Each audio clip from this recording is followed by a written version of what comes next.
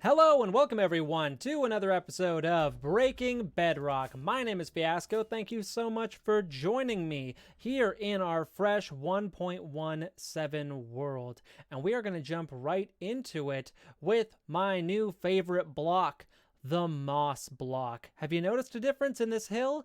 It's a little less brown and a little more textured. That's right, we have been bone mealing. I thought I might have some bone meal on me. I must have put it away. This is our new moss block and my new best friend. Look at the difference it made on this hill. This was all just brown, the side of a grass block before, not looking amazing, and now it really has come to life with this texture variation. This is what I was trying to do earlier with the green concrete powder, and I'll take us up here where we can actually still see the concrete powder. Ooh, it's even got that different sound when you walk on it. I love that. Here is some green concrete powder. So we weren't far off, actually, with the green concrete powder from what a moss block turned out to be. It's just the real difference in the two is how much easier it is to spread the moss block around. Let me grab some bone meal here, and I will show you what I mean. So if we want to spread moss around, all we need to do is bone meal a moss block, and it will spread to the blocks around it. Now, it won't spread to every block, but it will spread to grass and stone, and a new personal favorite of mine, mycelium. Ooh, bye-bye, ugly mycelium. Hello, lush moss. Now, I have been very careful with my use of moss blocks because I understand that it can be quite tempting to just go ahead and bone meal everything because it does give it a brand new texture that looks super cool, but I've been careful on my main island. This little island, on the other hand, I am going to turn into 100% moss because I want to, and I just want to see what it looks like. Now, if I wanted to be extra lazy, I could do this to our entire mushroom island because it would really speed up the process with getting rid of the mycelium, but I don't think that that's the play. For one, it's an insanely busy palette that it gives you, and it gives you a ton of these azalea plants, which I think it actually goes a little bit overboard on. I'd like to see it if maybe those were a little more rare in the bone mealing process. But also, the grass that it gives you is pretty crazy as well. So the real problem is once it's moss, there's no going back. So I could destroy a lot of blocks by doing that, and I don't really feel like it. But this little island out here is going to be my little test, just to see how I feel about how it's going to look and what a difference it actually makes. Now, I'll be the first to admit, basically anything is better than mycelium. So I would rather have a full island of moss than mycelium, but I do think that we don't need to quite go so overboard, and we can actually convert our island properly as well. Oh, and we have here a new friend as well, the glow squid. Let's go and grab some of his ink. There we go. Now, these glow squids can spawn anywhere in water, I believe, as long as that they have a block above their heads. Technically, they have to be underground, but mechanically speaking, it's the same thing as just having a block above their heads. So, should make it pretty decently easy to have a farm for them. I don't have a squid farm of my own currently, but there are plenty of good designs out there, and if we felt like it for the black ink, we could definitely go ahead and get one of those for ourselves. And let's take a quick peek here, and wow, what a difference. I missed one block, and that's going to bother me.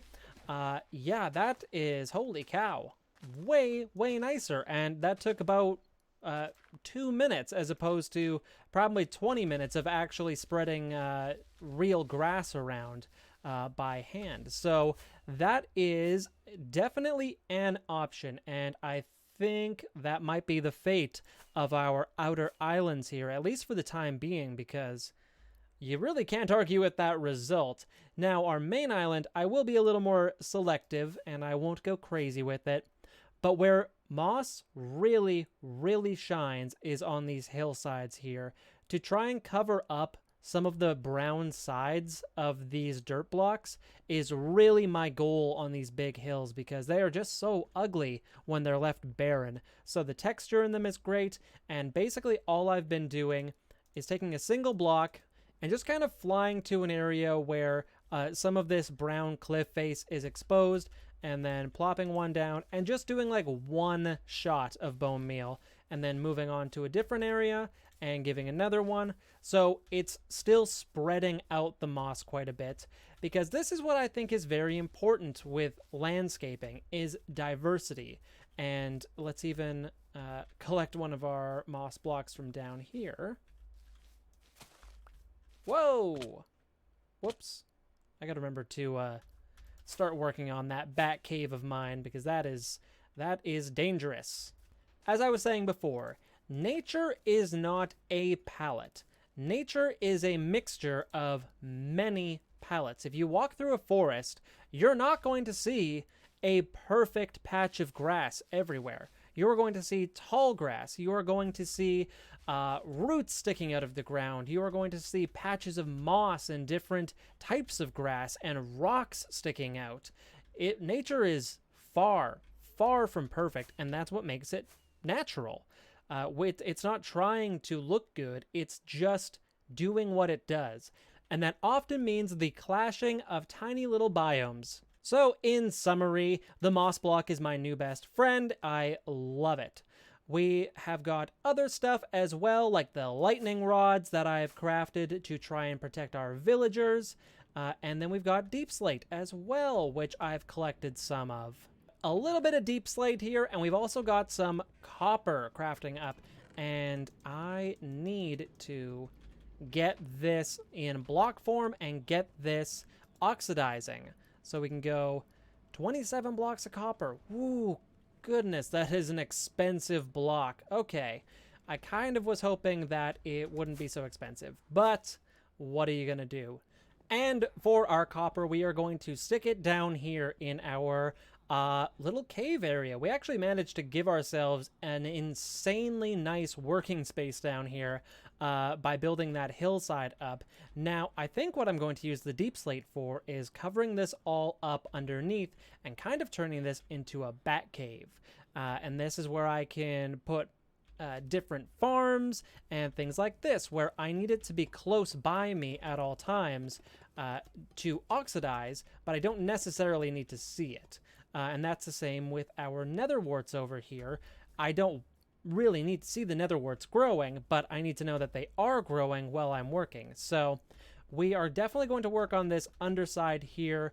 I got a suggestion to put some lava down here, so maybe we'll have some lava curtains coming down from the walls, give it some more light. But we will be making use of this space, and I'm calling it my bat cave, and that means I might actually turn it into a bat cave.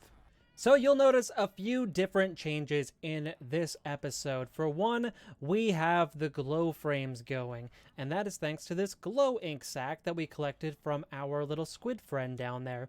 Basically, combine one of those with an item frame and you will get one of these, and now these items really do pop. Now, some things it doesn't help a whole lot on, like the hanging or the pointed dripstone here, but it is still a nice touch. Now, you'll notice that I have some 1.17 blocks already. I haven't done everything on camera, and that is because I did a big adventure on release day. I recorded a full episode, and when I was going over everything, it truly just was not that interesting. It was me talking about the new stuff, and quite honestly, I got a lot of things wrong. Also, if you're wondering why I'm not sleeping, I am trying to get a thunderstorm, and I don't know, I have been awake for so many days. I might just sleep and reset the storm counter. I don't know. I've been awake, seriously, for probably like 20 in-game nights. It's been ridiculous. And I still no thunderstorm, the one time I want one. But we'll get there eventually. Now, today's episode is actually going to be the acquisition of hopefully more 1.17 blocks. And we need some of these, the Amethyst shards. As you can see, I found a Geode somewhere, and I did some mining, and it is pretty far away, actually, where I'm hoping to find some that are closer. Speaking of making things closer, I have decided not to prune this world for this update. And basically what that means is I can reset chunks in the world so that we don't have to start a new world, but we can have access to the new blocks. I would like to see what you have for trade, sir. Maybe we can get a good example of... Ah, here we go. The Wandering Trader now sells moss blocks. He'll also sell dripstone, I believe, or drip leaf. And that is how one way of obtaining the moss blocks. How I got mine was through a shipwreck. And thank you, we actually don't need you anymore. So I got mine through a shipwreck. I found it in the chest underneath. And exploration is kind of how you find these new blocks right now. I still need glowberries, but that might take a little while for me to find, just because we need to find those in an abandoned mine shaft. But the amethyst shards is what we are focusing on today, and I am going to need to go quite a ways away and basically set up the jankiest little farm in the world. It'll be an AFK farm, and probably not a very good one either. And I'll show you what I mean when we get there. It's kind of going to be a pain to harvest a bunch of it. But in the meantime, I need to do some scouting and see if I can find the perfect location for one, because we really want a few geodes within a very tight cluster in order to make this work. So let me make some preparations, and then we will get hunting some geodes. All right, after a little bit of scouting on the old chunk base, I have found what I am looking for. At least I think I have. This is all still quite experimental at this point in time. I don't really know if what I have planned is going to work or how well it will work, but I really do want amethyst shards. So we're going to give it a shot regardless, and if it doesn't work, then that's life, you know? Okay, if my calculations are correct, this is about the right spot to be at. Except for we need to go deep down into the earth, and I'm hoping, I do have a few ender pearls, we don't fall in lava, because I'm probably just going to dig straight down, not really too worried about fall damage. Maybe I will play it a little smart and do the old block over block maneuver here, and I need to see if we are going to hit some new world generation down here, and I really hope that we do, because if this is the new world, then I think we will be looking pretty good for this being the spot that we need to be at. Aha! There we go. Exactly what I was looking for. All right. Now, we have found one geode that we are absolutely going to destroy to get on inside here. And then, if I am correct, there should be a few more geodes in this area. Being very careful not to break the wrong blocks here. I wonder if mobs can spawn in geodes. I'm sure that they probably can. Now these are what we are looking for. These are the budding geode blocks, and we need to preserve these. Now there is no way to move these currently. I say currently because if people can figure out how to break Bedrock and move it around, I'm pretty sure we can figure out how to break this little block here so I can bring some to my base. But for the time being, we need to stay here and make this our little mining area. And it looks like that one and that one might be good to go. So let me grab my fortune pick here and just see how many of these shards I can get from this one little area here. And this is actually going to take quite a bit of effort to mine out and make it look good, but that should probably be worth it in the end if I can get a bunch of the stained glass, which looks amazing. So let's see, from 1... With Fortune 3, I got 12 of these. So that's enough for 6 pieces of stained glass, which is actually pretty good. So if we can get a decent farm going here, I think it'll take probably about 3 hours for these to grow back. But each one of these should grow on all sides of these blocks. So if I expose all of the faces here, we should get one on top, on the sides, except for not on the bottom because those two are together. But lots of room to grow if I mine all of them out. And if there are multiple geodes beside each other, or at least in the same simulation distance, they all should grow. And this spot that I mined down right about here should be the right spot to hit all of them, hopefully. So let me do a little bit of searching around here. Let's see if I can find the other geodes. So we have one amethyst geode, absolutely gorgeous, got that beautiful sound when you walk on them. And then up here we have a second amethyst geode. another one that's going to take quite a while to hollow out. And over...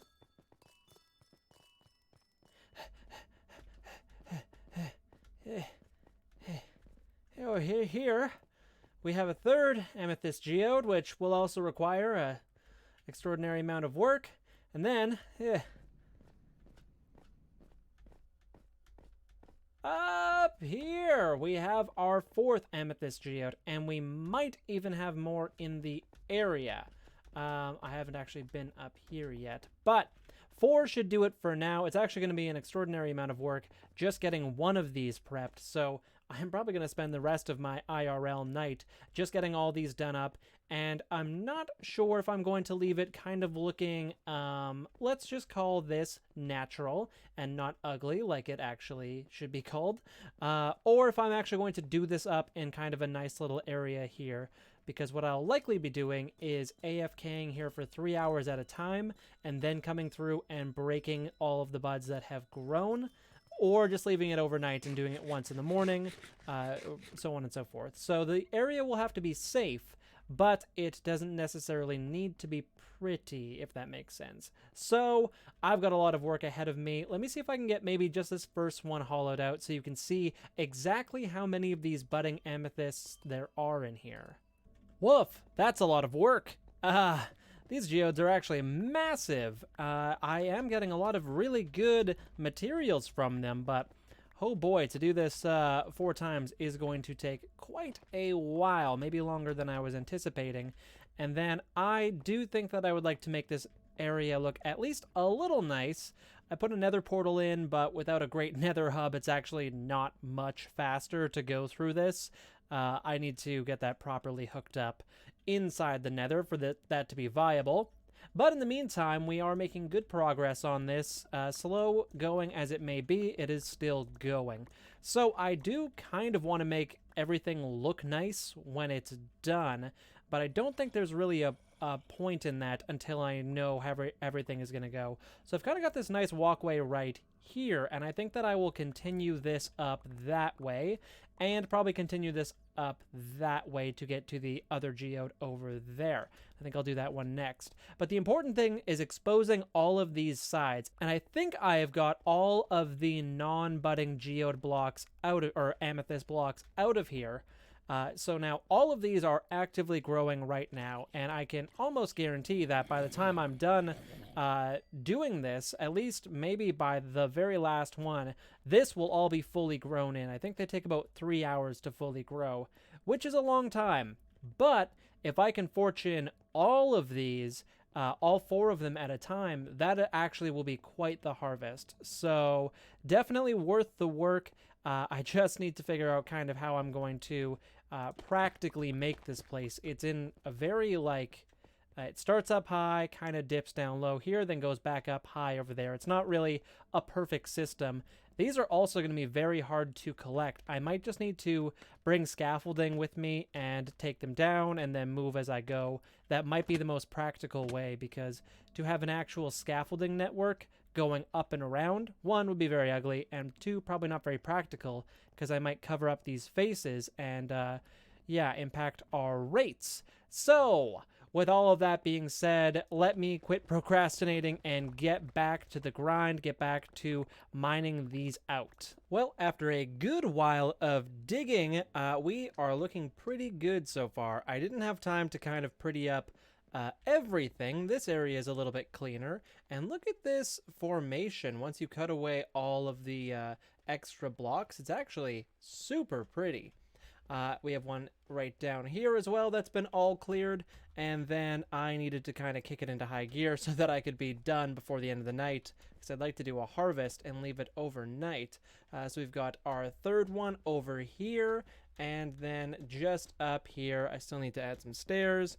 Our fourth one, I just finished clearing kind of all around this one. This one seems to be a little smaller, which is odd. This one has also grown the least because I did it most recently.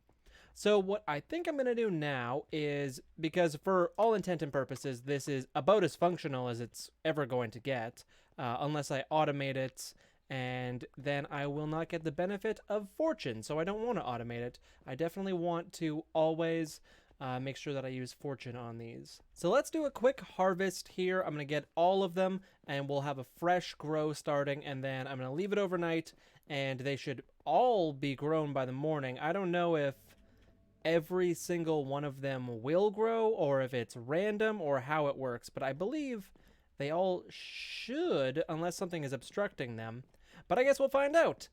So I'm going to get on that now, and then I will let you know how many amethyst shards we got from it.